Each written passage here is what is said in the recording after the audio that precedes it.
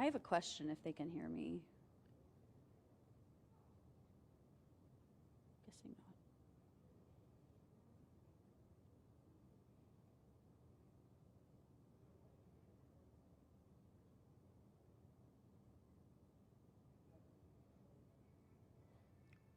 In the show.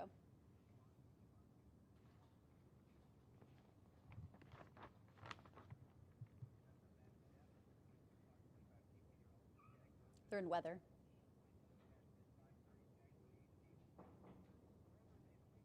I can give you a heads up when we're like about a minute and a half because they're doing weather first. I want to do one more critical focus. Okay, cool. Do you want to try to you want to fake it real quick? Yeah, let's do it. Okay, yeah, hey guys, this is the Bruce Owen Theater on the campus of OCCC. Folks have filed through these doors and they're filling up that theater behind me. Things are getting started for this really one-of-a-kind conversation on education.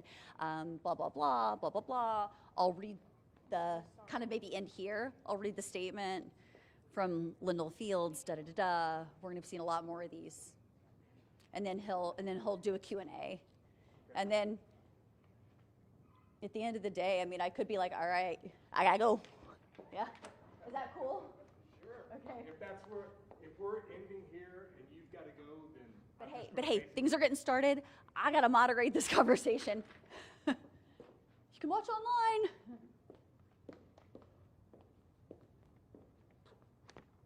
You need back there. You good?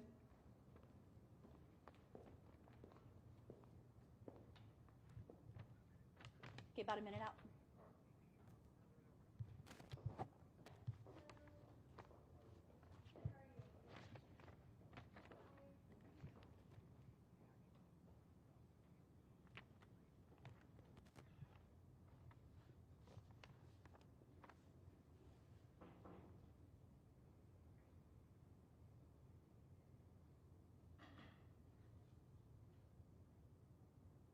Already out?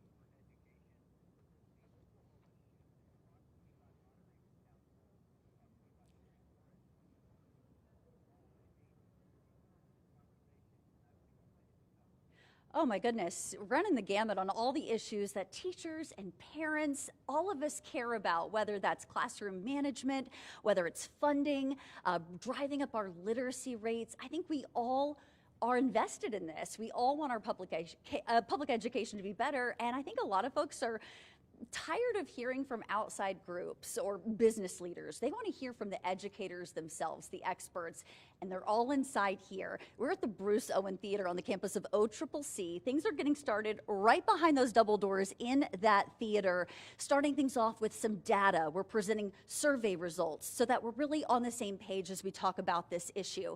And I mentioned that panel. It is really the best of the best. We've got a district superintendent, former superintendent, longtime educators, a board of education member, a lawmaker. So these are really folks who have a say and they're listening.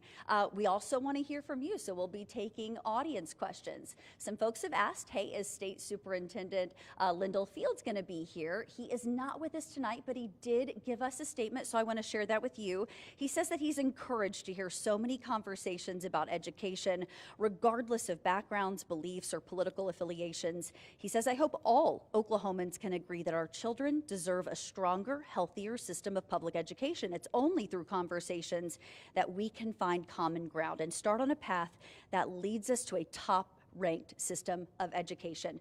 So the state superintendent, this is the kind of thing that he wants to see happening. He says it's going to take all of us to fix this issue. Matt?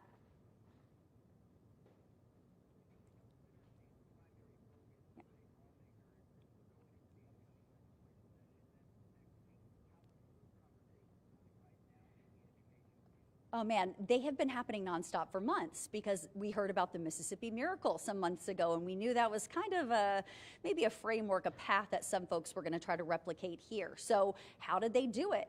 How much money did it take? So, we're all having those discussions right now to see what it's going to really take. It's not going to be just a silver bullet, so to speak, solution.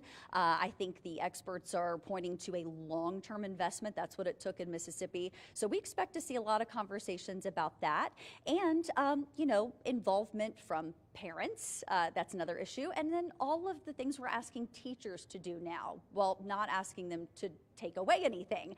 So finding out what their real struggles are because they want to be successful too. Mhm.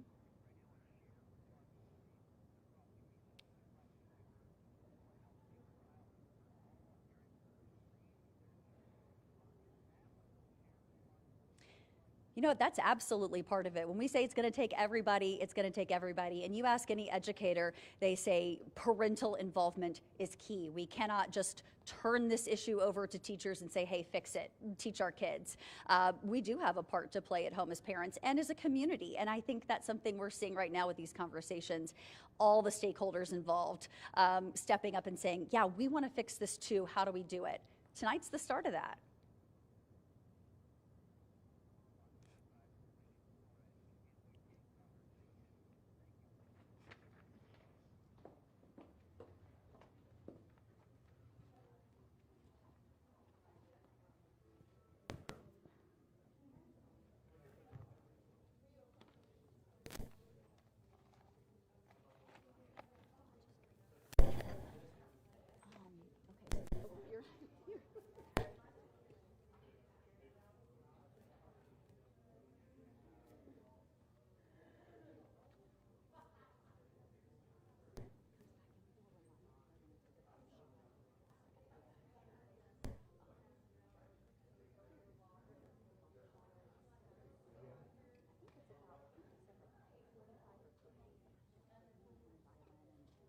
Find out because I've got to unplug it.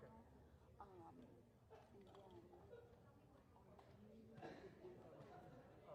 An hour? Oh, okay, not seconds.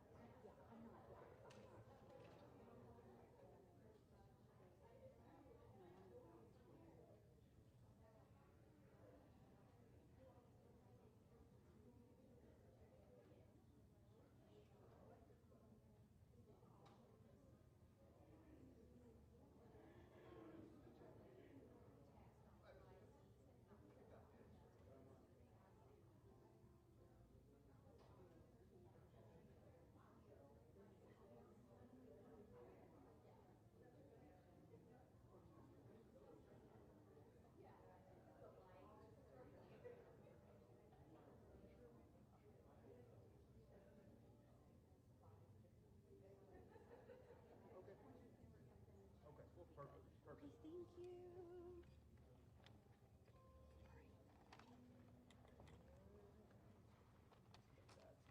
And I'm leaving the microphone here for you, but I'll grab it if Yep. I might be able to pull a bite from here. It's just Barb doesn't want me to use anything.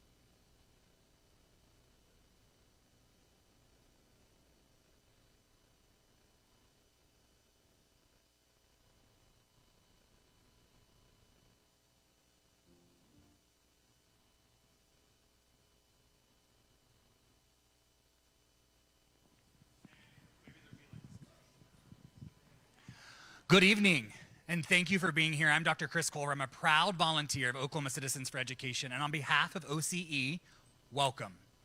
We're grateful for the educators, the students, the parents, the community members, partners, and leaders who made the decision to show up here tonight. Your presence matters because education in Oklahoma matters. This is not a debate. This is not a campaign event, and it's not a political stunt or movement. This is all about listening, learning, and moving forward together. Oklahoma Citizens for Education exists to lift up Oklahoma education because strong communities create strong schools, and strong schools create strong communities. We are a nonpartisan, community-driven organization focused on supporting teachers, students, and classrooms across Oklahoma. We don't speak for educators, we walk alongside them, and we believe the people closest to the work should be leading this conversation. Oklahomans know how to come together, and we see it in tragedies, we see it in celebrations, and we see it in Friday nights in our stands. And we know that when Oklahomans come together, we win together. And education deserves the same focus and the same unity. This led to this conversation that we're calling the Oklahoma Shift, because for too long, conversations about education have been fragmented, often reactive, political, or disconnected from the real classroom realities that our teachers are navigating. The Oklahoma Shift exists to flip that page. This is a statewide, nonpartisan effort to bring educators, families, communities, higher education, nonprofits, and civic leaders together into the same room, not to argue, but to align around shared responsibility. The Oklahoma Shift is not about blame. It's not about promoting one solution. It's about listening, aligning our efforts, and creating practical pathways that help communities and schools support one another and help schools serve every student within the community. Tonight's town hall is one piece of this shift. To ground this conversation, what's actually happening inside classrooms, we want to hear directly from educators who walk this work every single day. I'd like to pass the microphone now to my friend and colleague in this work, Sandra Valentine, to share a few insights from the Pulse Survey through the lens of a lived classroom teacher. Thank you, Dr. Culver. The Pulse Survey was designed by teachers, for teachers, and school workers to honestly capture the health of classrooms across Oklahoma. What educators are telling us is consistent. Teachers are deeply committed to their students, to literacy, and to learning. At the same time, many are feeling the weight of increasing expectations, added responsibilities, and growing challenges without enough being removed from their plates. What this data reflects isn't frustration, it's care. Teachers want to do right by their students, and they're asking for conversations and solutions that acknowledge classroom reality. Let's take a closer look at what we are seeing. Number one, we have educator burnout and retention. 78% of Oklahoma educators who took the Pulse survey reported experiencing burnout or considered leaving the profession in the last 6 months. This is the clearest signal that teacher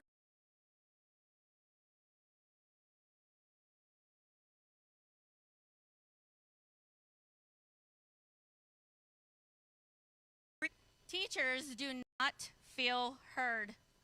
68% of educators say their voice is not heard in decisions affecting their classroom. That means nearly 7 out of 10 teachers feel disconnected from decisions that directly impact their daily work. How can our teachers truly teach without autonomy? Number 3, classrooms are being held together by personal sacrifice.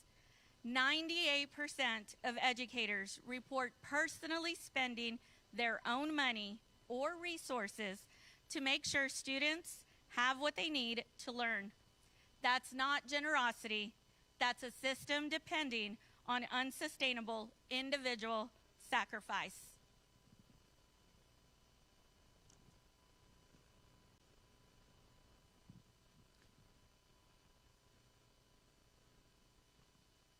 What Sandra just shared reflects what we're seeing across the state in Oklahoma, not unique to just one community or one district, but the Pulse data tells us something very clear. Classroom health, educator sustainability, and student success are all deeply connected. And when educators are stretched thin, it affects learning, morale, and long-term stability for all of our schools. That's why tonight matters, because ignoring these signals has real consequences. Tonight you'll hear from leaders from different experiences and perspectives, but they all share one commitment: Oklahoma education. Panelists are here to speak from experiences, not from political party or political affiliation. And audience input matters here. Listening matters and curiosity matters. We ask everyone to engage with respect, with openness, and a shared commitment to strengthening education across our great state. This is not just another conversation. Let me be clear. It's a chance to flip the page together. And with that, I want to thank our partners, our panelists, and everyone who helped make tonight possible. It is now my honor to turn things over to our moderator, who will guide us through this conversation ahead. We're grateful to be joined by Wendy Suarez of Fox 25. Wendy has spent years telling the stories of Oklahomans and shining a light on the issues that matter most in our communities, including public education. Wendy, thank you for being here tonight and for moderating tonight's town hall. We're excited to turn this over to you. Thank you so much for having me and for allowing Fox 25 to be part of this conversation. We care deeply about this issue, and this is kind of putting our money where our mouth is and not just reporting the headlines and things that jump out in the news. This is an ongoing conversation, and I think it's going to take a lot of time. This is just the start of it. So thank you for having me. I'm grateful to be here. This is community-led, community-driven, and so we need you. Tonight's town hall, hosted by Oklahoma Citizens for Education in partnership with Oklahoma City Community College and Fox 25. This is a nonpartisan, solution-focused conversation. So I think you guys kind of have the framework of how this is going to work. We're going to have this discussion. We're going to open it up to the audience members, so please be listening and thinking about things that you want to ask. And our panelists will have a chance to respond. And we're going to keep things moving so everyone has a chance to participate. Let me introduce these fine folks to my left. Our panelists couldn't ask for a better group of experienced, knowledgeable folks who really have a grasp on this issue and what needs to happen. To my immediate left is Jamie Cole. She is the Oklahoma public school teacher and education advocate who leads the Oklahoma Advocates community. You might be aware of them online, amplifying teacher voices all across the state. And next to Jamie is Dr. Jason Perez. Dr. Perez is superintendent of Deer Creek Public Schools and a longtime Oklahoma educator focused on strengthening schools and supporting teachers. Thank you for being here, Dr. Perez. And next up is Senator Carrie Hicks, our Oklahoma senator and reading specialist who advocates for educators, students, and families. She's the one you see in the chambers kind of doing the work, arguing on behalf of so many educators in our state, bringing her experience to the table. She's all the way over there. Okay, y'all are out of order. That's gonna, y'all are gonna mess me up. Okay. Okay, Craig, we'll get to you. Craig McVeigh is not wearing his cowboy hat, so that's also going to throw me off. He's a retired Oklahoma educator and former superintendent with decades of experience supporting schools, teachers, and students. And finally, Becky Carson at the middle of the room there, longtime Oklahoma educator and current member of the Oklahoma State Board of Education, bringing decades of classroom experience to her work. You hear that, decades of experience. I was thinking, how many years between all of you on the stage in Oklahoma classrooms seeing the reality of the situation, and I think that's what makes this panel so phenomenal. So thank you guys for being here. Let's get things started. And we'll start with Jamie. Question one, from your perspective, Jamie, what are the most common challenges currently facing Oklahoma classrooms and educators? I think everyone would agree with me that it is behaviors. There's such a huge push for the Mississippi Miracle. There's such a huge push for all these literacy programs, for all these different things that we're going to see a lot in the legislature, I have a feeling. But until we can get these behaviors under control, there's no learning to be had. When we're spending the majority of our time with behaviors and on and on and on, there's absolutely nothing that we're going to be able to accomplish or get there until we can get the behaviors under control. Is that something that's getting worse? Yes. This is my 25th year of teaching. And you know, I see so many comments, which Facebook is such a cesspool, and even though I run a big Facebook group, I get it. But so many comments of why aren't we doing more? What, this and that. But there has to be a buy-in, not just from the educative perspective, but the parents have got to buy in as well. And, I think when I started in the 90s, we didn't have iPads. We didn't have the technology. We didn't have all the things that we're seeing now. And I think that is a part of the discussion that I would like to see. Maybe, one of my things is maybe no technology in the lower grades. I don't know. I don't know. I think that's where we're all at. Is I get asked all the time, what do we do? I don't know. I don't know. Anybody else want to comment on that issue? I know if a teacher is having to manage class or a disruption, that's time that they're not teaching. Yeah, I think what we know is we need more caring, trusted adults in every building across the state of Oklahoma. And that when we have assistant or vice principals in elementary schools in particular, those behaviors and those referrals significantly decrease. And so I know that a lot of folks want to say our administration and our administrative costs are overbloated. That's not true. If you look nationally, we're actually at the bottom in administrative costs per pupil. And we have a cap already in place that restricts school districts from administrative spending. And so I think we need to be honest about hearing from our educators about those significant challenges with behavior, and not only address it from a human capital perspective, but also realizing that our school counselors have very restricted schedules now that don't allow them to meet kids where they are. And if we are true about that commitment to education and improving literacy outcomes, then we know that kids can't learn until they feel safe. And so improving our school counselor corps and ensuring that we have enough caring adults in every single elementary school and on up is going to absolutely pay off in reducing the amount of disruptions and crisis that we're experiencing in our classrooms. I think you hit the talking point that we're going to hear anytime you talk about spending more money, the admin costs. We're paying superintendents too much. We have a superintendent on this stage. We have a former superintendent on this stage. How do you combat that? If it's not true, what do you say to someone out there who's going, you know what? I saw all these districts that are paying more than $100,000. That's where we can save money. So this came up at some point. I will say this was brought up at the time when we were, I believe, a former state superintendent had mentioned something about we need to feed all the children, and we can use in Deer Creek we had $48.7 million just kind of hanging out. I didn't know that. That was amazing news to me. Really excited about that. And we came to a realization that maybe that money is meant to be used for bond issues that were approved by our local community versus being able to just spend it on anything we want. So the conversation came up about, well, if you just cut back administrative costs by 6%, that's enough to be able to feed all your kids. I could have fired every administrator, including myself, and we still would have needed another $4 million to pull that off. We are limited, like Senator Hicks said, we cannot spend, most districts are capped at 5%, some are at 3% of total cost. Only 5% of that can go toward administrative fees. Using just my data, that's usually what I combat it with, is the data that we have that can be proven. And my district, for example, our administrative costs are at 1.8% of our budget.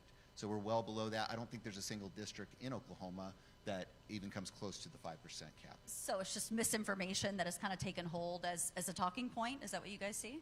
I think it's part of that, and I understand it, where there's always that frustration of, well, look how much the boss or the CEO is making, and that's crazy. And I understand that, and that usually leads into that whole piece there. But I will tell you that pushing the superintendents aside and just looking at our building principals, that job has gotten significantly more difficult. I was a building principal for 11 years, and it's been 10 years since I've been a building principal, and I look at the work that my principals do every day, and I'm in awe at the fact they keep coming back. How much they care about these kids and their teachers and their parents really just shows a level of dedication that should be admired rather than questioned. And go into any rural district and you'll find a superintendent who's also a principal, who's also a bus driver, who's also doing maintenance. I mean, can you speak to kind of that role? They say, oh, these rural districts we can combine. You can't combine and make a kid go 90 miles to school. Right. So, Wendy, back to the first question and the behavior thing. 60 counties since October 15th that I have put my feet in and listened to teachers, parents, and students. And the number one thing that comes up every single time is out of control behavior. On to the superintendent thing. In rural Oklahoma, you have to wear a lot of hats. I'll just use Freedom as an example. I was there as superintendent, principal, bus driver. We had a student that lived 28 miles from school. You could literally see the lights of Coldwater, Kansas from his front porch. And I picked that student up every single day and took him home every single day as superintendent. That's what everyone does. The Oklahoma way is everyone does what is necessary, and that includes those superintendents that are doing multiple jobs. It's pretty easy when you say you're the principal and superintendent of a district that has 120 kids, but if that district is a district of 602 square miles of mostly ranch land, there's a lot of things that come into play on that. And so, yeah, we can clean that up.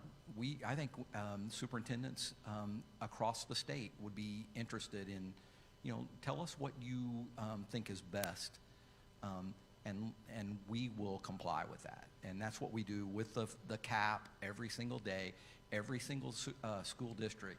That cap is there, and we watch that, and we don't want to go over that. For that very reason. We don't want to be on the front page of the Daily Oklahoma. Right. Before we leave the topic of behavior, if it is the number one issue, what are we doing wrong? Is it the parents? Is it us? Okay, Becky, let's hear it. She grabbed the mic. Buckle up. I was going to discuss this as part of my question in a little bit, but I'll go ahead and talk about it now. It is the number one thing that my colleagues on the board and I are hearing about. We're hearing the stories. We're hearing the frustration. We're hearing that teachers are being blamed for the behavior. And so we have to, we as teachers know that it just takes one to shut down learning. And if we want to do better, and I actually said this at the board meeting on Thursday, if we want to get out of 50th in education, we can focus on literacy. We can focus on all those things, but unless we deal with behavior, we're not coming out of 50th. And so we have got to start looking at this as our reality and start doing some things on the ground level that is going to make a difference. These are behaviors that are beyond good classroom management. You're sitting amongst educators who do have wonderful classroom management skills. These are behaviors that are beyond that. And so Senator Hicks alluded to the need for counselors that are able to do that. I know there are districts, I think Deer Creek is one of them, tell me if I'm mistaken, where they are now have calm rooms, care rooms that they call them, within their districts where we're dealing with some of those behaviors. But that's something we're going to have to really look at as a state. Like Jamie said, I don't have the answer. I just know that it's a reality and it's something we've got to deal with. It may be something that we actually have to go to the extent of doing legislation about. And so that's... Is part of the discussion taking one child where you say it is that severe? Should they be in a classroom with 29 other kids who do want to be there? I think that's part of the issue. Just part of it. With public education, we don't have the luxury of saying, we're not going to take that kid. With all the emphasis now on parental choice and, all the money that's been sent over there, you are cutting funds from public schools. There are a lot of kids that absolutely need a one-on-one at a minimum. And that costs money. It all goes back to money. It all goes back to funding. And like you said, I would love to see legislation on something. Teachers are drowning. I don't think people realize the realities of what it is like to be a teacher in this year. And I can tell you 25 years ago, we didn't have the behaviors that we have now. When I'm saying behaviors, I'm talking about chairs being thrown at us. We're being hit. We're being kicked. And this is nationwide. This isn't just an Oklahoma problem. I talk to teachers all over the United States. Our teachers are being physically assaulted is what you're telling me. We are being physically assaulted. And not just in the bad quote, quote districts. We're talking about all of them. Well, I think that the kind of the topic we're circling around here has to do with special education needs that exist right now, and those continue to increase. Part of the struggle we're running into, though, and feel free to disagree if I'm going on the wrong page here, is that we're not getting enough qualified people going into that area of education. We talk about a teacher shortage. You look in the special education realm, it is humongous. And there are a lot of supplemental services that go along with that. Speech pathologists, school psychologists, occupational therapists, all those folks. And so what we're seeing is our greatest at-risk population of students are now being served by the least trained educators, and that's a real problem. And it's something that it's much bigger than even like the state can look at. You know, when we receive funding, the state does, from the federal level to help, you know, kind of offset some of the costs of being able to educate students with special needs.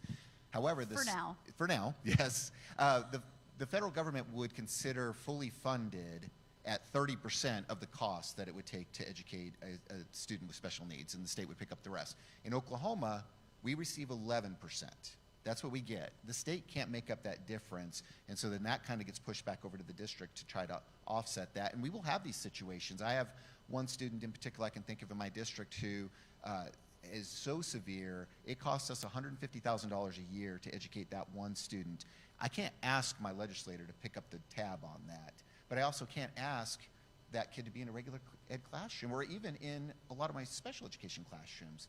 Because it's not fair to the teachers, it's not fair to the kids. This is a hard conversation. Yes, it's very when you're complex. talking about where that child should be, how much resources to allocate for maybe that one child, but it's something we've got to talk about because legally you have to provide that education. And I know I'm just basically like admiring the problem, and I think the solution really is that we do need to focus more in that area of special education. How are we preparing more teachers to go into that field? How are we incentivizing them to go into it? Right. Because right now, I wouldn't do it. It's a lot that they're taking on, and God bless them too.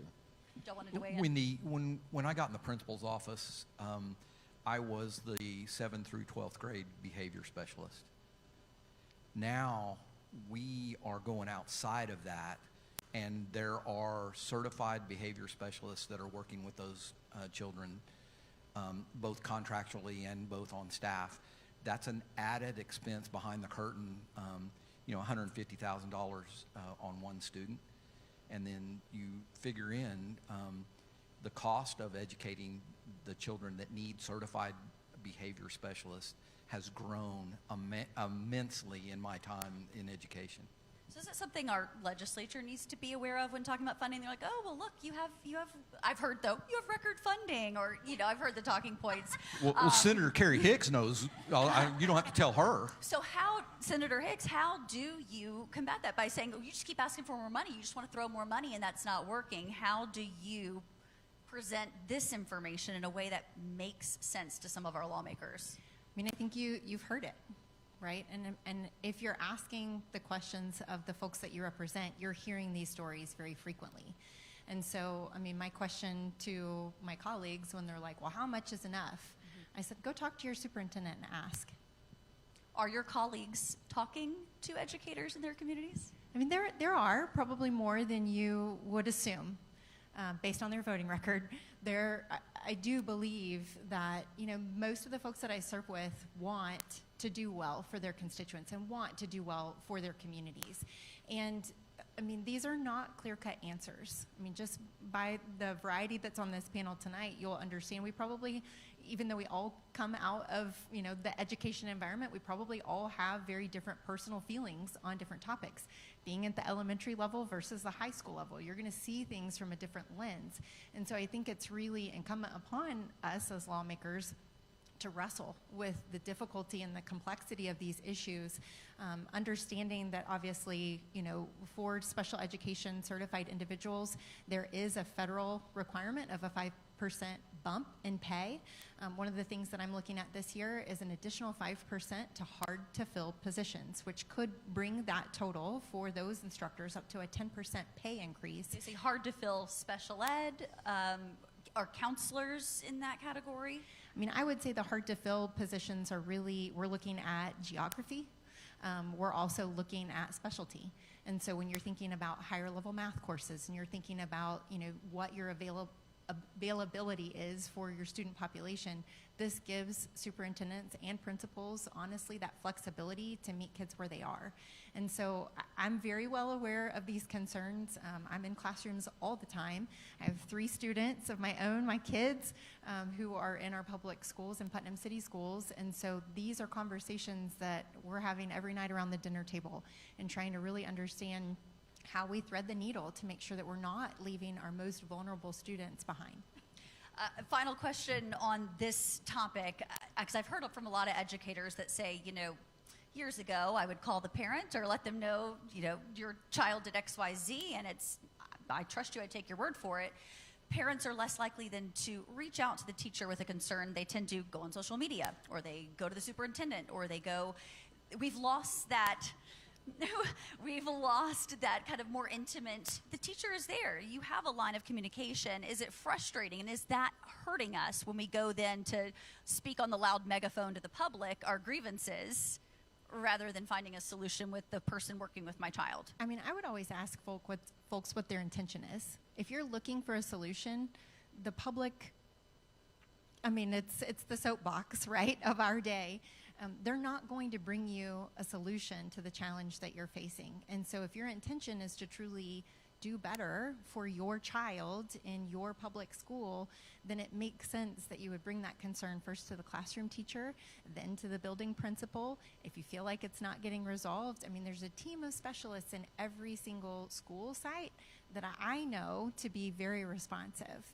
And so, I have friends that have their students in Edmond, and one mom was just like, I just feel like I need to vent, and then I feel like you're going to help me understand the clarity of where I need to go with this. And I'm like, have you talked to your child's teacher?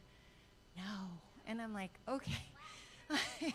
Start there. I'm telling you, you have a shared goal, which is that you and the teacher are on the same team, which is team student. Why did we lose that? Why did that was the first instinct for so long, and now it's like doesn't even pop into our head? I don't know. I've always, even I'm sure in corporate, you've got a chain of command. And there are teachers who I know for a fact that spend their whole planning time contacting parents. So not only are we, from the behaviors, not only are we losing our planning, when you say we've got all this time, no, we don't. Most teachers get there an hour early, stay, I don't even want to say how many hours after, and it is to contact parents and let them know what's going on. Let's move on, Dr. Perez, to question number 2. What does meaningful support for educators actually look like? Beyond policy, beyond getting the money you need, what do you really want to see to feel supported? So I tried to think about this from different levels because, teacher support isn't just, well, the principal will figure it out. It's varies. So at the school level, I do think that teachers need principals who grow new teachers and provide autonomy to high-achieving educators as well. It's great. I love being a principal and being able to do car duty and lunch duty and taking a little bit of that burden off of my teachers. But I've also had principals before that's all they did all day long, which is admirable, and they were sure loved by their teachers, but nobody was growing under that individual. A principal needs to be spending time in that classroom and helping to bring up that next generation of educators, but also not ignoring the all-stars. We need to give them autonomy and make them feel like professionals. At the district level, I as a superintendent, I have a responsibility too. I need to shield teachers from a barrage of new initiatives, whether they are things that are, kind of that top-down stuff, or if I just come up with some great idea. Everybody's afraid of that. So instead of, I've got the silver bullet, guys, this software program is going to educate all kids now. Plus I got a, steak dinner or whatever. We need to push that aside and instead cultivate a culture where we're pushing for a little bit of work-life balance for our educators. Jamie, you made me cringe with your little comment about that they come in an hour early and stay who knows when. That is unacceptable. I know. As a 25-year veteran, I know better. And we have to continue to push that narrative to our teachers. And you know what? Some of them won't listen, and that's okay. But I think being told time and again from the top that go home. It's okay for you to have a life. Use that out-of-office assistant. Shut down your take your email off your phone, do all those things. Don't give out your cell phone number, for crying out loud. Any of those sorts of things. Superintendent needs to be doing those sorts of things. At the state level, legislators really need to be prioritizing bills. There's so many bills. It's crazy. And we need to be prioritizing bills that actually impact learning over those that just garner headlines or yes, or favor at the national level. I mean, there needs to be support for learning over just punishing outcomes, and that's the support I think teachers need at the state level. And then at home, honestly, parents need to prioritize education by getting their kids to school. In Oklahoma, 1 out of every 4 children, they are chronically absent. We can't educate, we can't get out of the bottom rungs of education in this nation if we don't have kids actually walking through the door. So if parents want to help at home, get your kid to school. It seems so simple, but it's such a big Well, it's been really problem. hard this week. Yeah, well, yeah, you know. So I don't really know I've got why. 3 at home that they won't go. Yeah. I don't- Yeah, I'd like about 8,200 to walk through the doors tomorrow Yeah. at a certain place I think of. I think the work-life balance, that's something I really haven't heard brought up in the profession, just to even to make someone want to go into it. If I know I can have that work-life balance, that might change my mind a little bit, right? It might be worth it. This generation of workers that are coming in, they have an expectation for that. They want to be able to have a life beyond their career, and I want them to. They should. All of us should. I want that for myself too. We have to push that narrative more. We have to have that expectation and not think that you're being lazy because you actually want to spend time with your spouse or your best friend or your dog or your television. Because you'll be a better teacher, right? If You all will those other recharge your needs battery are and you'll be met. better. You'll be good to go the next day. Becky, did you have something to weigh in on that? I was going to comment on the chronic absenteeism. I read this week a statistic that said that out of every 10 days missed from a student, it's like missing 6 months of school. That Just should be a because wake-up call to the parents. falling behind, Yes. the out of routine, the not feeling connected, all of those things. All of the above. That's staggering. And we have so many kids, especially I know I'm an OKCPS mom in our rural district. I mean, in our urban districts, it's a huge problem. I mean, there are signs outside of my child's elementary school. Please come to school. Come to school. If everyone gets a pizza party, if everyone just comes to school today. And I thought, wow, but it must be that big of a deal. I was just going to go back to the work-life balance point. When I was in my first couple of years in the classroom, I mean, I really watched the veteran teachers. I watched how they were able to kind of sequence their day. I'm like, how are they getting out of here on time? How are they getting everything done? We're using all, we're basically aligned our lesson plans. We're doing all the same stuff. Why is it taking me so much longer? And I think veteran teachers who are highly qualified have it down to an art form of, we're doing this and then we're doing this and then we're doing this and then I'm going home because we've got to, get to the baseball game or, I have to be present for my own family. And I'm really grateful that I had role models in Deer Creek schools that showed me how to manage and balance and prioritize the things that were most essential for my students. Decorating the classroom door, not a priority. It looks great. Maybe it makes, you feel warm and fuzzy, and maybe you need that for a specific, I can think of a couple of months where we need to feel warm and fuzzy in the buildings. But, really prioritizing the things that are going to make a difference for my students. Prepping all my lesson plans before I walk out the door, and I'm ready to roll the minute I walk through that door the next morning. So what happens, Peace of mind. Sorry to interrupt, what happens then if you have all these veteran teachers now who are retiring or left, and you've got all these new teachers coming in who don't have anyone to model that for them? I think that's the biggest challenge that we're facing right now. I tell them to leave at 3:45. As I'm walking out of the door, my contract time is at 3:45, and I am out the door at 3:46. And I tell everybody in my pod, it's time to go home. It's time to go home. Because if we're pouring from an empty cup, there's absolutely no way I'm going to be able to walk into that classroom. It's the the next day. oxygen mask coming down in the plane, right? And I don't want teachers that are staying a little longer to feel guilty that they're doing that. And let me get this straight too, is that there are times where we have to work longer. We have an IEP meeting or a parent-teacher conference or this special event that happens. Those things are going to happen. It just shouldn't be the norm. It should be the exception to the rule. And you should be able to get your things wrapped up and, find that rhythm that works for you. Is there something we're asking teachers to do that is taking up too much time that's not actually helping our kids? It's the little things, Wendy, that start piling up, I started thinking about this when I was a principal. Let's talk about testing season. And this is elementary. This is elementary life. How do we prep for testing season? Well, first of all, we start doing study guides 3 months in advance that the kids hate and the teachers hate grading. And then as we get closer to time, we're going to decorate our doors. Well, that takes 4 hours in an elementary school per teacher because for some reason, that'll raise test scores. And then we are going to record a video where we do a silly dance, and then we're going to do a pep assembly. We're going to have dress-ups all week. We just keep adding these little things onto our teachers because we think that it's going to produce this better outcome for kids. And what I found was that the school that I remember doing this the most, and we achieved really well. We did a great job. But it just kind of dawned on me, like, this really should not be our focal point. If we're just doing our job, the test scores will come. And so at that point was when I told my teachers, we're done. I hated dressing up anyway. But I said, we're done with all of this mandatory stuff. We're not going to do all these things. We're not going to try to find an OU football player to come and give us a speech and do all that. We're just going to do our job through the day. And you know what it did? It just relieved the stress. And we did the testing and we did the thing. And that's what I'm still trying to push to this day. Because I think, and y'all probably already know this, but as a parent, my kids pick up on that stress.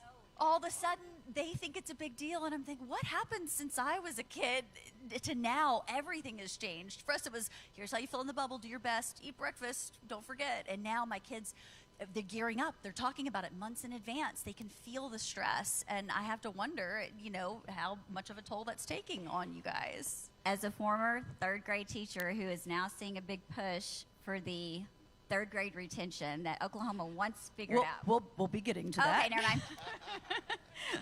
We'll be getting to that. That's where it came from. I mean, I would also just say, when I taught fourth grade math and science, and obviously, they weren't tested on science. That's a fifth grade level, but obviously we're pushing because it's all vocabulary.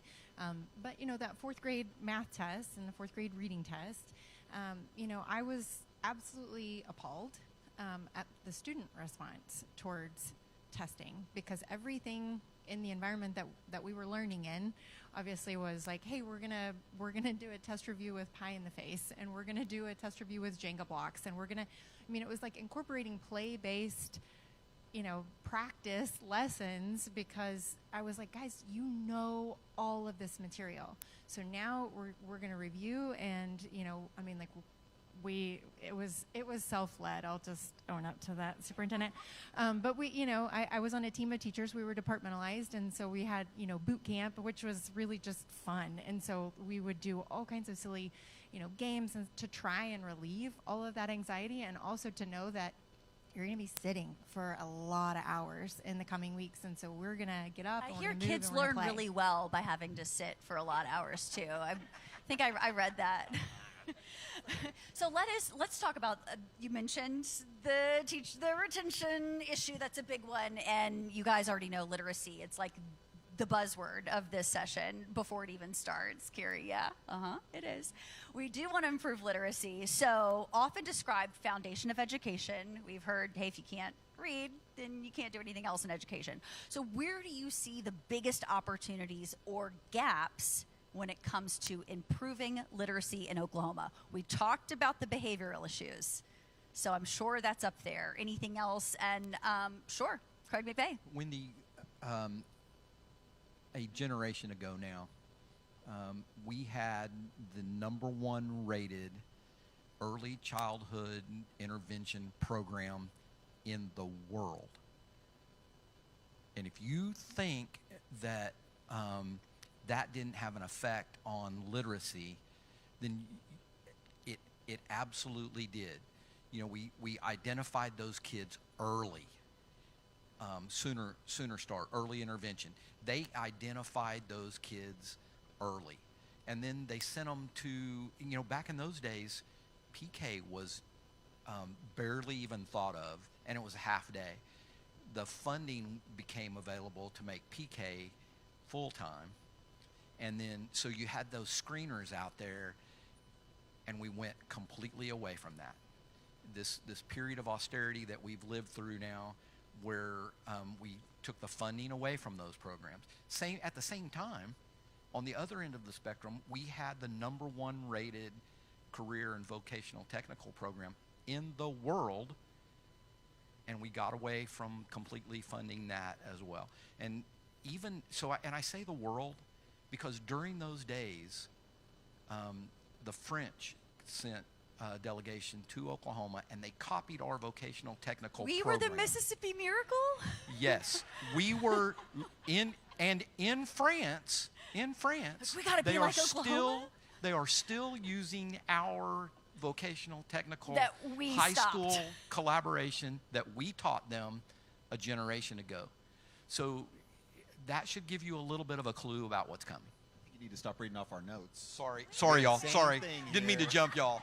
Same thing about pre-K. I mean, the early childhood piece, the earlier that we're working with these kids, we're giving them the starting blocks to be able to really sprint right out the gate there. And finding issues early on, finding exactly what the issue is, knowing what sort of plan and work, because what I've learned in looking at this issue is you can't repeat a grade and do the exact same thing and expect results. It's about that plan in that year, and how do you do that? You do that with intervention. You do that with reading specialists.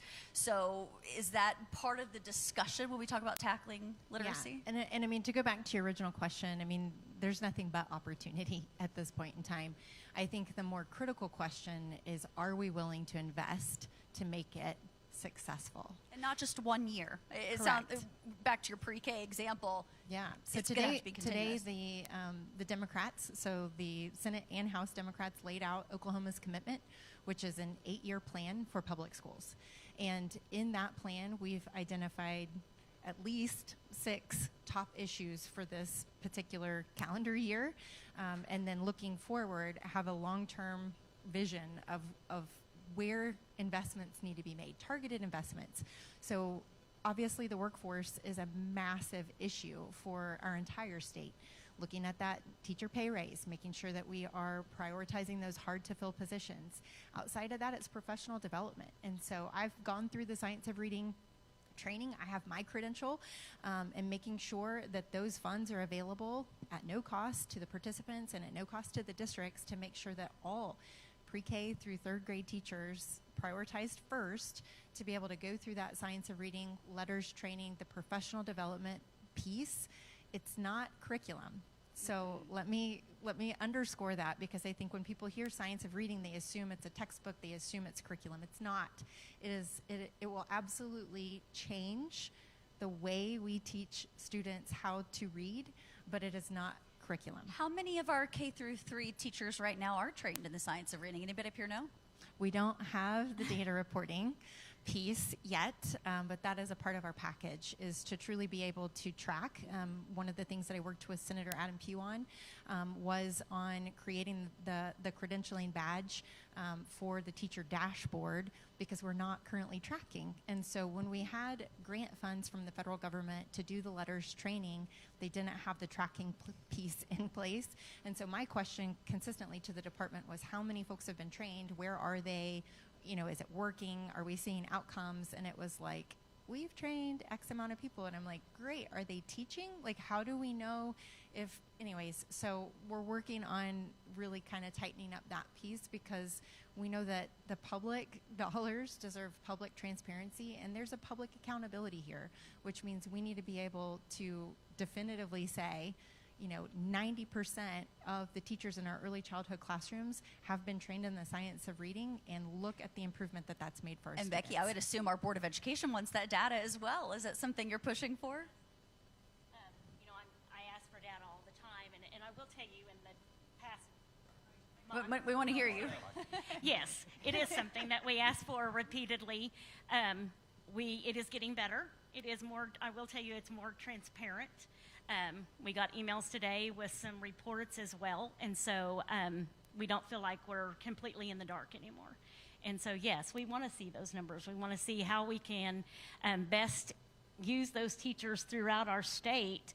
You know, if we have 20 of them, you know, that have this micro-credential, we don't want them all in, you know, in one district or one building, or, you know. Is there a fear that this literacy train is going to ride into town and then drive off next year, and then we'll move on to something else? I think that's the important statement of the night right there, because Senator Hicks just said that we have an 8-year plan coming. The proposal's for an 8-year plan. I'm old enough to remember in the mid-teens back in maybe 2014, there was a proposal from Representative Lee Denny of Cushing and Senator Halligan of Stillwater, members of the Republican Party, that pushed this 8-year plan for education now a generation ago, almost. At the same time that Mississippi was starting, we had the ability to start, and that plan failed because it added a bunch of unfunded mandates that didn't go along with literacy, and so that 8-year plan went away. We have to have a consistent plan in place over multiple years to beat this. Yeah, we have to see it through. I think every educator in this room can speak to the fact how many things we've seen come through, and they repeatedly come through, and they just have a new name attached to them. And so the commitment, funding-wise, has to be there. The commitment to see it through has to be there, so that we can see those results. I mean, this summer, even though I've taught for 25 years, I actually did go through the Science of Reading program with Orthan Gillingham. It was amazing. I have not been LITERS trained. I do know that they go in conjunction, hand in hand. The Orthan Gillingham is expensive. I have talked to gubernatorial candidates. I've talked to other legislators about the importance of, when we're talking about professional development, that it has to be meaning professional development. There is a funding issue there with that.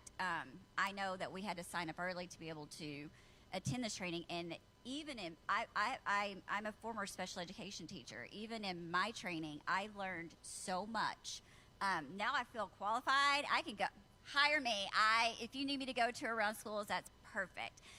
Now I am highly qualified to teach the other, ones coming in that may not have the materials, that may not have the training, but that's why we honestly need to utilize veteran teachers as much as possible, because even this veteran teacher, I learned so much learning about the science of reading. So it was a big key in talking to the folks, the advocates in Mississippi, who really saw their success through, because they first passed some measures that didn't get the funding and it didn't work. Luckily, they were able to come back and get them funded, but they were serious. They had to stay on them. And I'm wondering if we have what it takes to stay on the legislature. And she said also, one of the advocates said that their state Department of Education took it seriously as well, took those mandates and said, okay, we are going to hire the best of these reading specialists.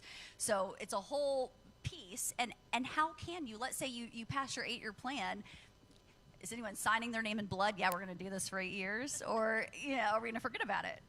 I mean, that's always the question, right?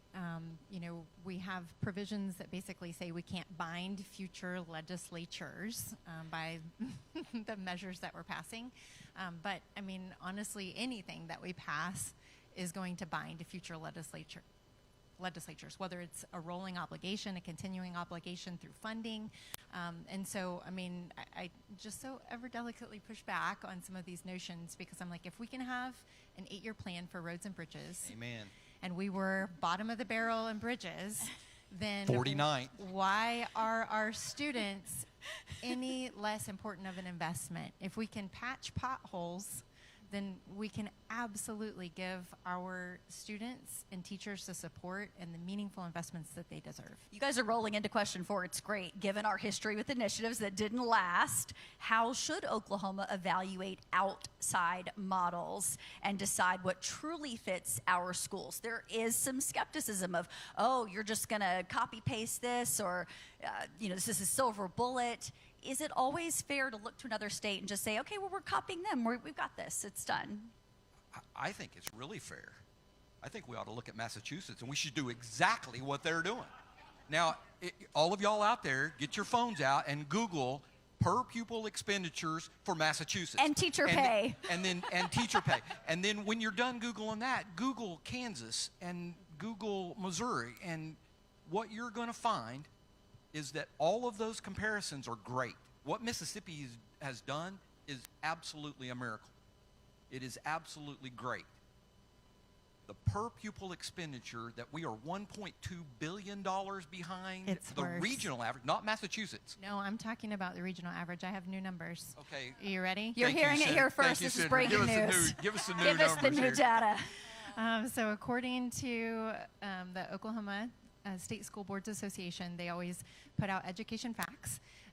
And these are estimates, so the actual number might be a little bit higher. But the rough estimate is that we are $3,000 per student behind the average, just the regional average. We're not talking about Massachusetts. We're not talking about anyone outside of our region. $3,000 per student, and if you estimate, which we've seen, we're at about 700,000 public school students. That's $2.1 billion behind the regional investment. We're not comparing Massachusetts. This is our neighbors. This is, wow. And so we Wendy, love to talk about rankings, and I want to talk about that later. But yeah, but I will say, if you want to talk about rankings for per pupil expenditure, 49th. That's where we sit at. And so I know that there is rhetoric that's out there that sometimes it's spread like, oh, we're wasting money in education in Oklahoma. You get what you pay for. And, you know, we want to be able to raise things up. I have no problem with what Mississippi's done. I don't mind looking at their model. I don't mind the Oklahoma Competes initiative that the state chamber has. We have to fund all of these pieces in order to provide the supports to our students and to our teachers to be able to make these things happen. And then it's that long-term leadership commitment to not mess with it once we get it going. Is it going to take the public holding our leaders accountable, saying, no, no, no, no, no. We knew it was going to take 8 years. You got to keep going, keep going, keep going. I think in Mississippi, what the miracle is that they came up with a plan, and they invested in that plan, and then they implemented that plan, and then they showed fidelity to that plan. Our plan that we had in 2014, if it would have been in place, and we would have done what Mississippi did, we would be talking about the Oklahoma miracle right now. I'm fully convinced of that. It's going to take commitment. And let's go back to roads and bridges. At the same time that we became 50th this summer, roads and bridges became 4th. And when they asked, what did it take to move us from 49th in 2005 in roads and bridges to 4th this summer, Kim Gatz said it took billions of dollars.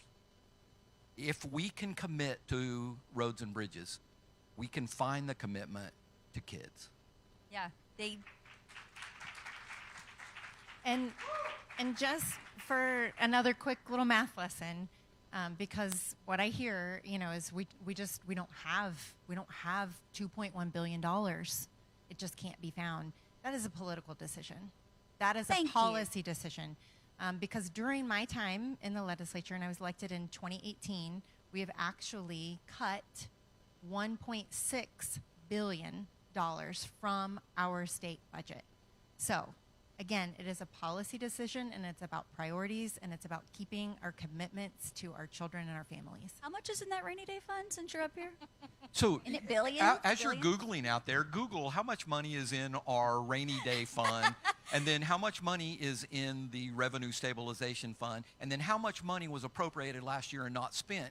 That's going to be about $5 billion or so dollars. So when someone says we simply don't have the money, not true. Okay. In the last week of the session last year, and I think it was maybe in the last couple of days, we found $300 million. I think we found $300 million so we could buy a private prison. Yeah. That's $300 million. That's a lot of money. We gave $250 million to vouchers, and I think someone's going to probably talk about that. But that's on your list? that's I mean, y'all toward can- that billions of dollars. That it is a political decision. Let's change. Let's come together as a state and say we don't want to be 50th. And I think the time is now. I don't think Oklahomans want to be 50th. Well, now I have to tell everybody my kids are as important as roads and bridges. I think that's the new. Potholes. They're more important than potholes. I can tell you that. All right, we're going with it. Before we leave this conversation, do y'all want to? I know there's a lot of talk and opinions about this whole third grade retention, and that was part of the Mississippi Miracle. They did not deviate from their mandatory parents can't intervene, like this is the way it's going to be, and they say that was a key to it. And so we've got legislation proposed in both chambers now to bring back Oklahoma's retention model. They say, well, it's part of the Mississippi Miracle. What are we doing? I mean, is it a good idea to hold kids back if we're not doing anything else differently? So the truth in the Mississippi model is that that was the last piece. And so if we are coming out of the gate with that as the number one piece, we are already setting ourselves up for failure. As a classroom teacher, I know that a third grade retention, if nothing changes and you hold a student back for another academic year, what the data shows is that by 8th grade, any gains are gone. They're gone. If the student doesn't receive ongoing supports. They're gone. Because learning to read and then reading to learn are two separate things. And so that's really where the science of reading comes in with comprehension and vocabulary. So by 8th grade, those gains are gone. And then what we also know as a piece of retention is that high school graduate dropout increases. So we have to be honest about the plan, which means we have to invest in early interventions before retention is even a part of the conversation. Can I take this one, Carrie? People that know me know I'm a little vocal in my group about how I feel as a classroom teacher, how I feel as an early childhood teacher.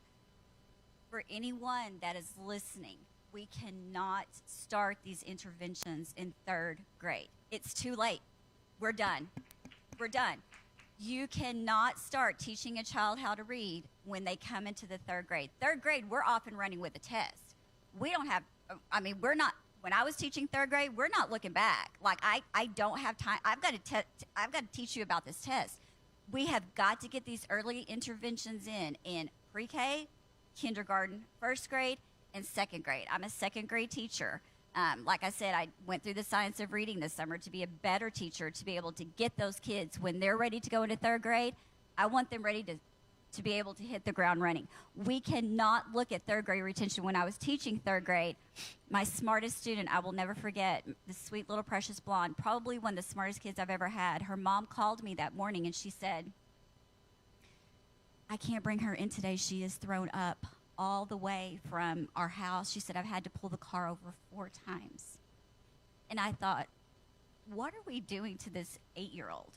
I had a boy one time, never forget, banged his head so hard on the desk, and I'm sitting right beside him while he's taking this 3rd grade test. He's so scared of being retained. He banged his head so many times on that table, I had to call into my principal because he opened a wound. We can't do this. We can't do this again. We cannot put the pressure on 3rd graders to be able to say, we're going to judge you off of this one test, which is, we know better. We know the science of reading tells us we've got to get these kids in early childhood. I don't know if we're going to talk about the 20,000 teachers that we have working an untraditional path, I guess.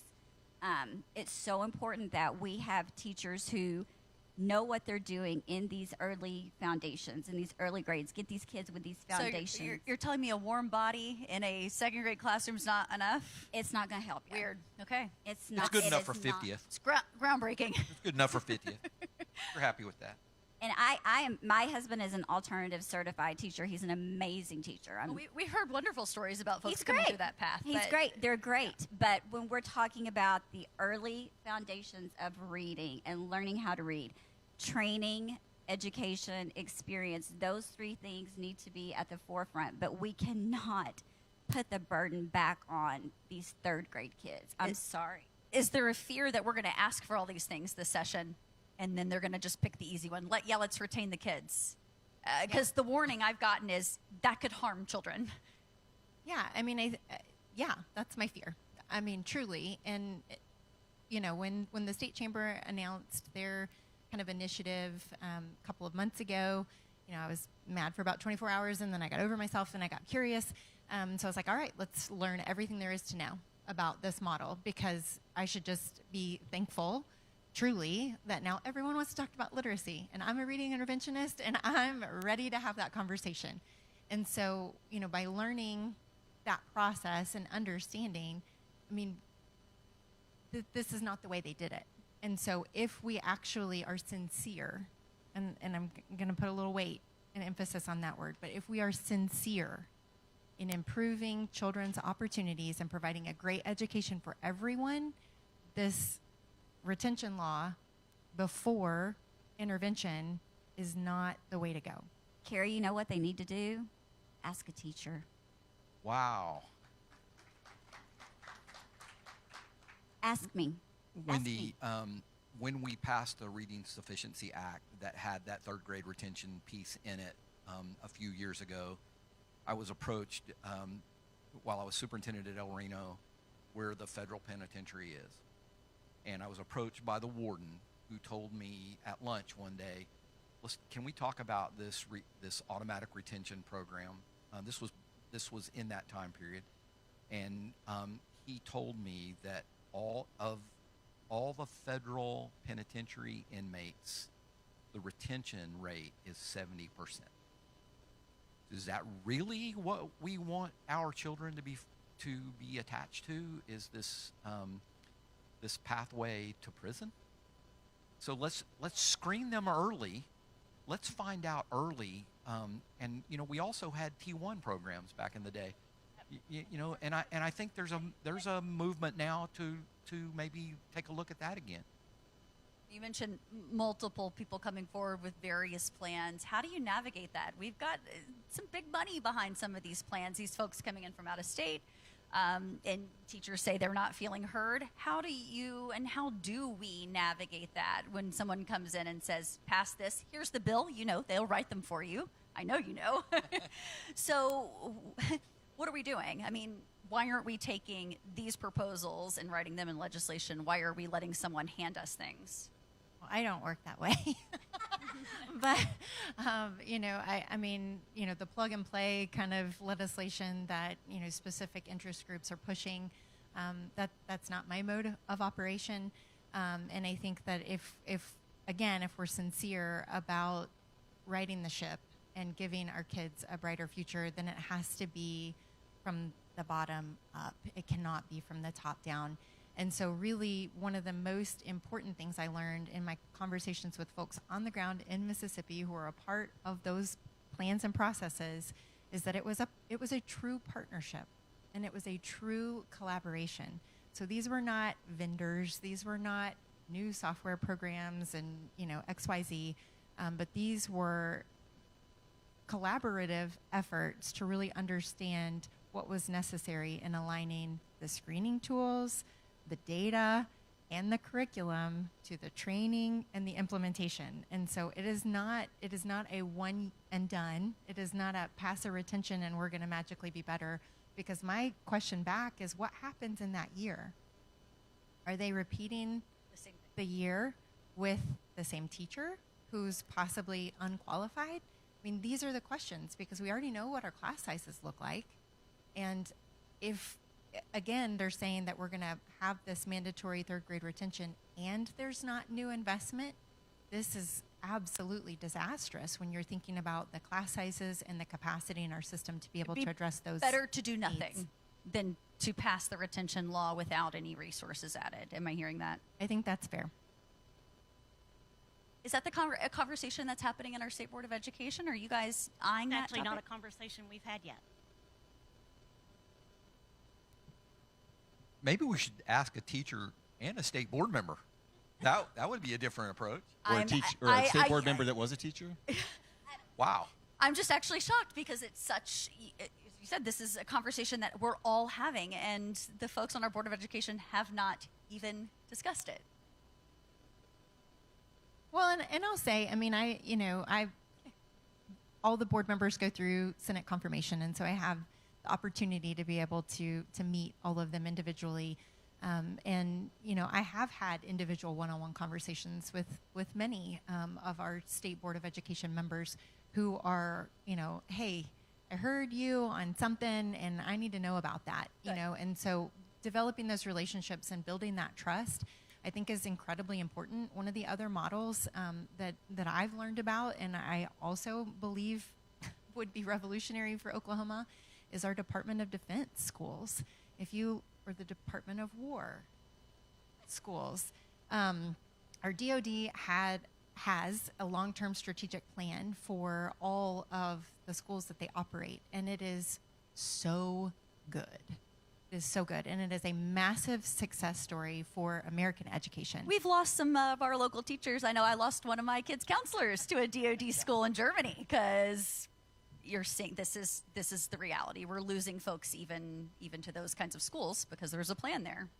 And I think the most compelling argument that I've found as a bridge builder through these conversations is a military readiness conversation about the fact that if we don't have literacy rates at a rate which will help support our economy and support our workforce, it is also a military readiness issue if we don't have individuals who can then work in these incredibly critical jobs to make sure that we are able to thrive and flourish. And so the DoD model, I've got slides if anyone wants to see their data. Come to Carrie's TED Talk. It is incredibly compelling, and they have the results to show what worked and why. And it was a long-term commitment to sustainable funding.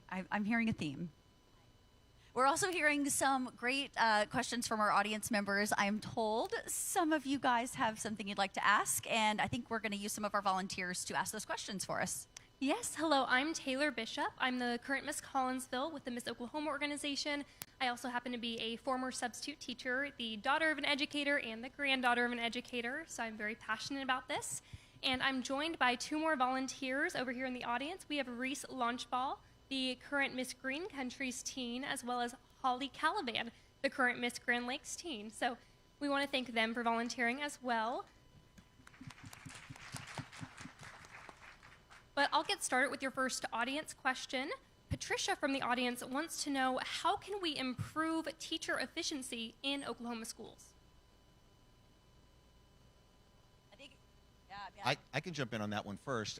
You improve efficiency by basically trying to clear the pathway for them. So many times in our districts, we run a mile wide, but about an inch deep, because we have 1,000 different initiatives. Because again, here's the latest silver bullet, here's another one.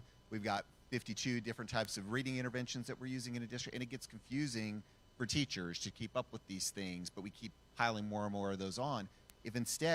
What if instead of looking for the shiny thing, that innovative thing that makes the district look really, really great on social media, we just got really, really good at the things that have the biggest impact on students and really just focused in on that, simplified this process a little bit more for teachers so that they knew what their pathway was and everybody could just be swimming in the same direction. Let teachers do their jobs without interference. I can't imagine that. I think that there needs to, sometimes teachers will say, well, just let me do my job, and there's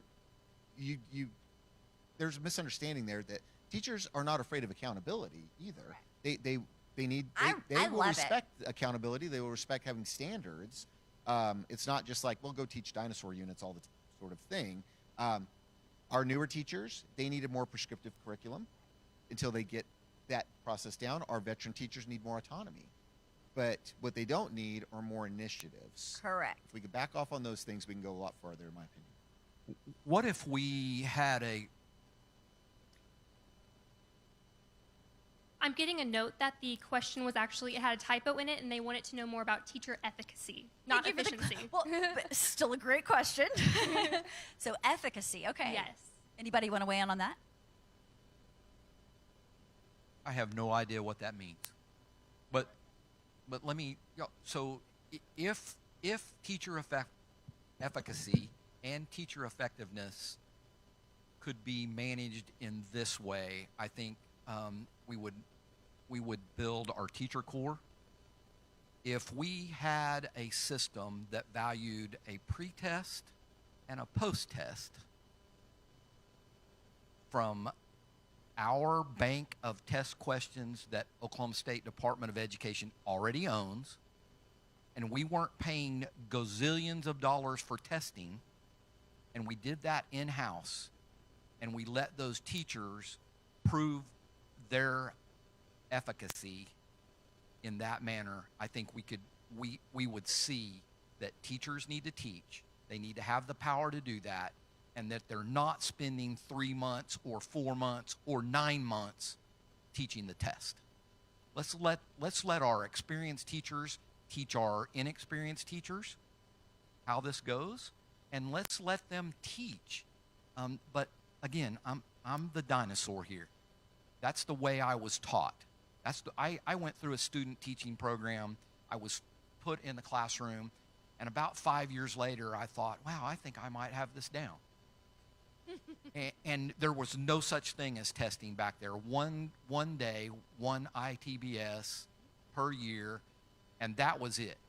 Now we have to have tests not to prove that our kids can learn, but that our schools might not be doing the job they're supposed to be doing. And you mentioned and I something, think the big money behind a lot of those testings. So follow the money, too. I don't know how much, Senator, how much we spend on testing, but It's millions. does Are you, anyone know? Paula? Sandra, do you know? 40 Yeah, million. We're spending millions. $40 million. We could publish our own tests We could. right down there at the University of Oklahoma. That's what Kansas does at the University of Kansas Press. But we're not. We're spending $40 million with the educational industrial complex. And that's the problem. They're very powerful. Are you Paula? Are you the one that asked the question? Patricia, I'm sorry, I misunderstood. Well, I'll just say that the most effective professional development that I received when I was in the classroom is observational rounds. And so watching highly skilled educators teach, there's nothing more beautiful to me than that. And so going in really to, I was working on my master's in early childhood, and so, I would seek out those classrooms to see a variety of styles of teaching. And here's the tricky thing is that really great teachers make it look easy, and it is not. And so you understand, oh my gosh, how did she set this particular procedure up with her students? She's got call and response. They're all engaged. They're transitioning. They're doing all these things. The sequencing of questions. I mean, watching effective educators teach is mind-blowing. Follow up, because I've heard a lot of teachers say that they are just burning time going to some really useless professional development. Would we be better off letting teachers take those days then Yes. to...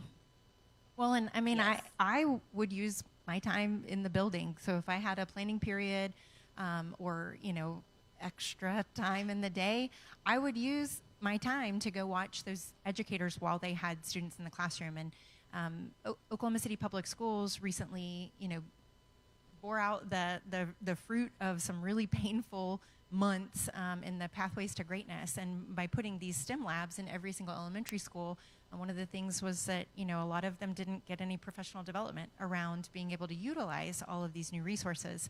And so through a PTA grant, they were like, I taught STEM. So they were like, can you come in and do some professional development with our teachers? And I said, sure. Number one, tell me what you want, because nothing was even out of the packages. So they paid me to go in and set the entire classroom up. And I said, the most effective way for these teachers to really understand how amazing a STEM education is by letting me teach their students. And they were like, no, you can come to the staff meeting. And I was like, no.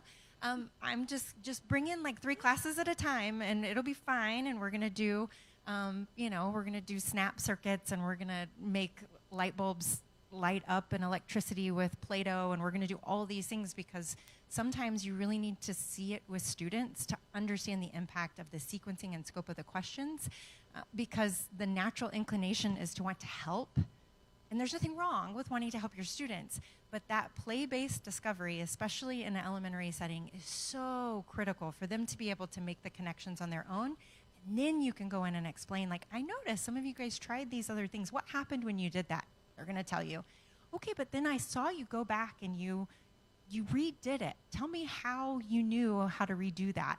And they're just like thrilled to share what they discovered through that play-based discovery. And so again, I think the most effective professional development is seeing a highly trained educator with kids do what they do best.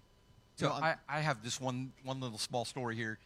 I spent 7 years in the basement teaching in a rural public school next door to the most incredible, effective teacher I ever knew. 7 years, and he was a Spanish teacher. I'm a social studies teacher. He's a Spanish teacher. And he would teach his lesson, and he taught Spanish, and Kelly Forbes is in the audience here, and I'm looking right at Kelly. He taught Spanish by teaching those kids verbs. So after the first few days of hearing levántese, siéntese, obrese lubra, I began learning from him. And so you talk about effective teaching, it was next door to me. And so I went to him and I said, hey, I want to teach social studies through the verbs. And he was like, no. You don't have enough training to pull that off. And I didn't. So I think that just seeing those great teachers model for other teachers, it rubbed off on me. And I'm certain that it rubs off on a lot of them. The State Department did a survey just recently, you're aware, of parents and educators. And there were 3 areas in which parents and educators could agree that were concerns for them. And one of those was teacher quality and teacher effectiveness. And so we all know that teacher quality and teacher effectiveness is the most important factor that affects learning in the classroom. And so it is something that we cannot undervalue. We have to value experience, we have to value training, we have to prioritize that training and support, not only to be able to retain teachers, but also to recruit new teachers. I know you've got another audience question, but I have to ask you guys, because we're talking about, the before the test, after the test. Merit pay is also going to be a discussion this No. legislative session. I know it's very controversial, just because we can't compare apples to apples. It sets up a whole lot of things. But is that one way to motivate and get more teachers into the classroom? Say, hey, you do a good job, you're going to make extra money. No. And it's not fair to compare a first-year teacher to me as a 25-year teacher. And Or a special ed teacher or a and a regular. special ed teacher to a music teacher, or an art teacher to a media, or no. Are you hearing your colleagues in the legislature wanting? I know some of them do. Here, let me reframe this, okay? Because this is my job. If we are basing merit pay based on student outcomes, that has so many systemic issues baked into it. So let me then propose that we should be paying our teachers based on their preparation. Because if we want to address the issues of efficacy, and we want to address the issues of preparedness and making sure that we have the best teachers with our students, then let's incentivize through pay the things that we know will best prepare them to be the best in the classroom. Are there any states? Yeah, that's great. Yeah. Are there any states anywhere that are successful with that merit pay? Does anyone know? We've done things before that have never worked before. I've seen our legislature do it, so I'm not sure that's going to keep us. I'm just curious. Does Massachusetts do? But imagine merit if we took Senator Hick's idea there and we incentivized in that manner based off of preparation, but the incentive was to take those highly prepared, high-quality teachers and have them work in those environments that need those highly prepared, high-quality teachers, pay them a significant amount where then they have to make a decision about, I can go work in this classroom that's going to have its challenges, but I'm going to get paid $10,000 more, or I can opt to go to this other area, and now they're making a choice, and they're getting that option that they right now don't really get because it's all kind of just across the board. Has that been proposed? I am proposing that. Because, I mean, again, great teachers are not afraid of accountability. They, in fact, probably could rattle off their class rosters in the audience on, who they're targeting, what their next intervention is, how they're, really focusing in on those students. So, I mean, we live in data. It's a reflective practice. You're constantly trying to hone and sharpen the best lesson to make sure that it resonates well with your students and really moves the needle on their outcomes. And so, again, it's not about, accountability, because really great teachers are going to be completely honest with you. They'll be like, here's the grade book, here's what we're doing, here's what I've done for the last 3 months. What do you think? Right? So, again, I just think that the question in and of itself is flawed, because the merit-based system attached to a student outcome has too many flawed systems to really be reflective. And I mean, again, I've also said this, if we're going to move to that, then give me a growth model, because it's not fair to say this student had XYZ teacher last year and now they're in your classroom and we know that they're 3 grade levels behind and they don't pass and that's on you. I mean, give me a growth model, give me a pre and post assessment, and I can show you what I've done during that school calendar year, because that really is reflective of the learning that's happened in that academic year with the teacher that's at the front of the classroom. Another question to get to, so hopefully we can move things along a little bit.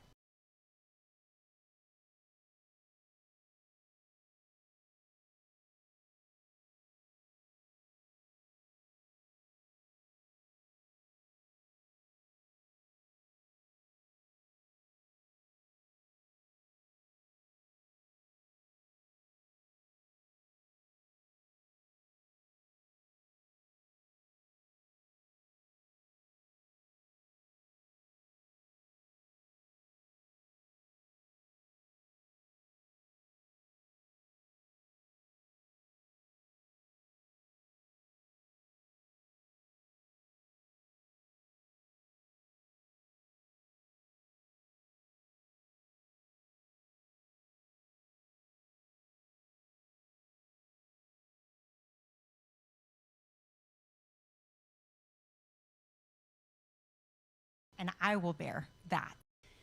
The reality is, though, from here, you get to decide what you're going to do with your future. And knowing that you have overcome those obstacles and overcome those challenges will make you stronger in being able to tackle what's ahead of you.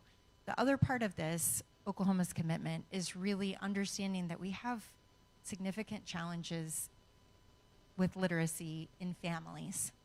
And so the family support piece is incredibly important. I was actually just on this campus 2 weeks ago to witness a high school equivalency graduation.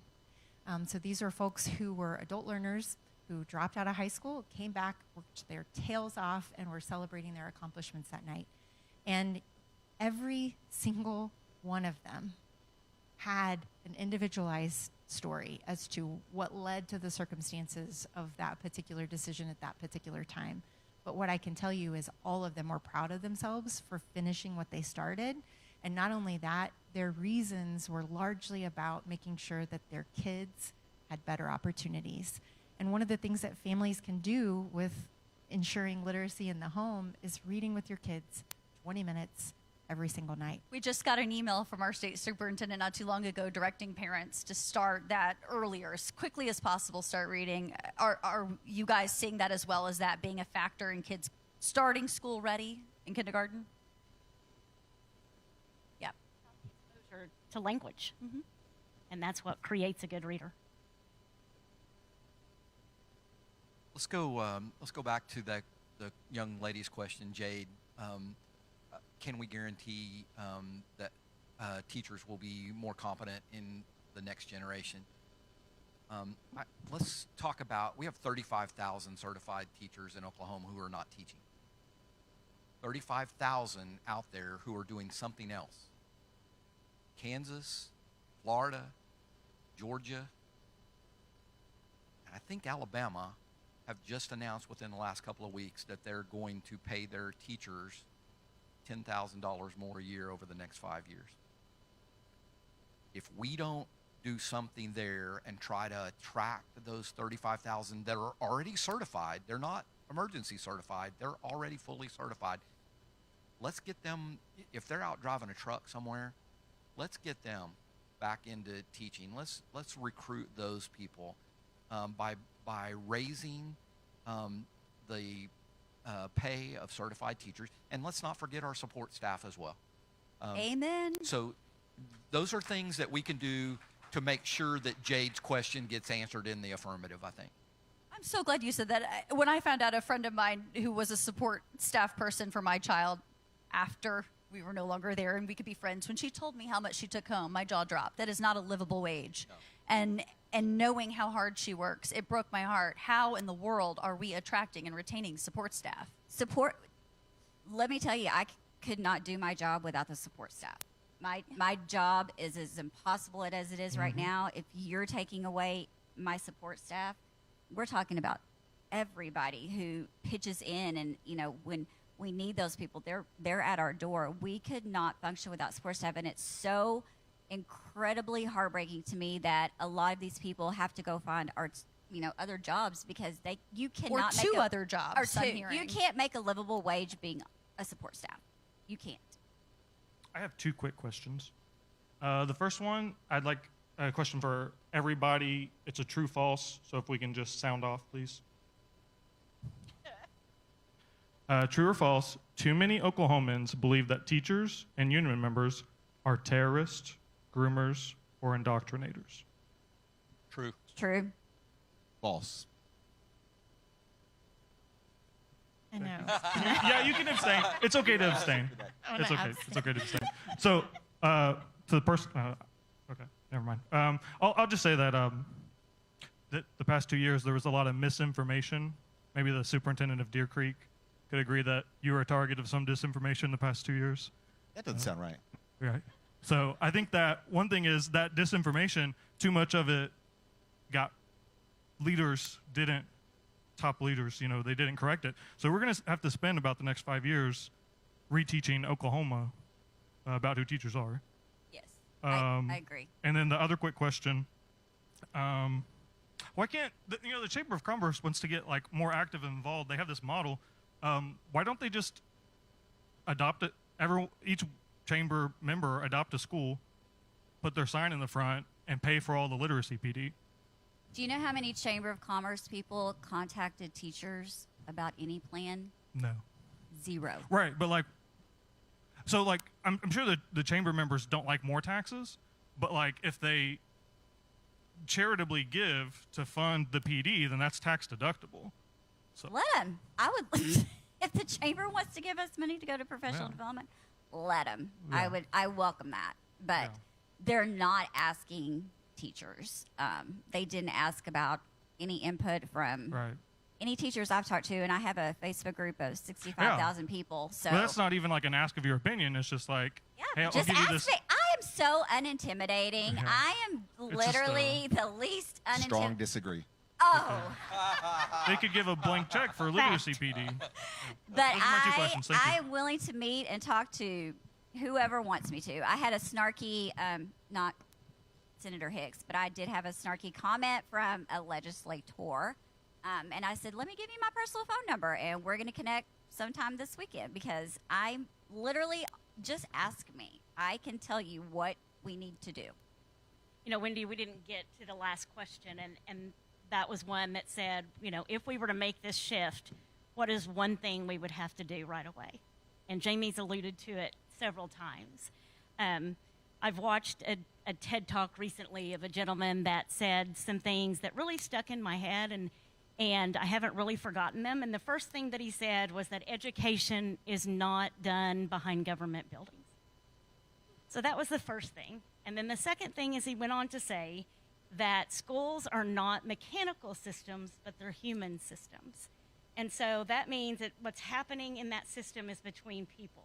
And when we remove the voice of those people that are within that system, the system fails. Do you feel like that voice to has give you been chills. removed? Yes. Can we talk about that last question? Because I have a stance on that too. That I'm. I would love to. I did not mean to skip question 5. I knew we had some audience members. So, guys, I of course, let's talk about that. That was if Oklahomans were to truly shift the way we approach education, what needs to change first? What is the first step? Okay, so I've pitched this a couple times and I haven't got any traction. So either it's a really bad idea or people just aren't listening. So here we go.